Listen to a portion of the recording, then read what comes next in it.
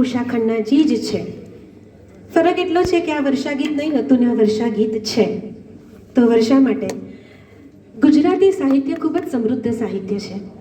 ગુજરાતી સાહિત્ય જગતમાં ઘણા બધા ઉચ્ચ કક્ષાના કવિઓ અને સાહિત્યકારો આપણને સાંપડ્યા છે કે જેમની રચનાઓનો અમૂલ્ય વારસો એ ખરેખર આપણને સમૃદ્ધ બનાવે છે. અને એમાં અદકેરું નામ ધરાવે છે સુરતના જ પીઢ પત્રકાર, પ્રખર સાહિત્યકાર અને ઉમદા કવિ એવા શ્રી ભગવતી કુમાર શર્માજી.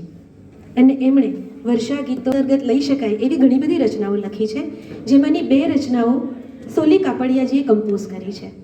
અને એમાંની એક રચનાના શબ્દો બહુ સરસ છે કે દાવા છોડી લાહવા લઈએ, દાવા છોડી લાહવા લઈએ, ભીંજાને ભીંજાવા દઈએ, આજ કશું ના કોઈને કહીએ, મોસમ છે તો વરસી લઈએ.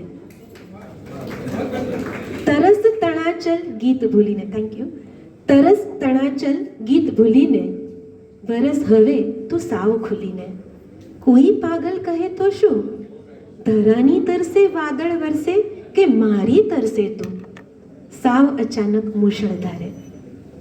આટલી સરસ રચનાઓ ગુજરાતી સાહિત્ય જગતમાં પણ છે અને હિન્દીમાં તો છે જ કે જે બધાથી પરિચિત છે. હવેનું ગીત દિવ્યાંગ કલાકાર સારા અવાજને વધારે શણગારીને તમારા સુધી જે પહોંચાડી રહ્યા છે એ અનિલભાઈ વસાવા લઈને આવે છે હવે પછીની પ્રસ્તુતિ બરખા રાની. જરા જમકે બરસો.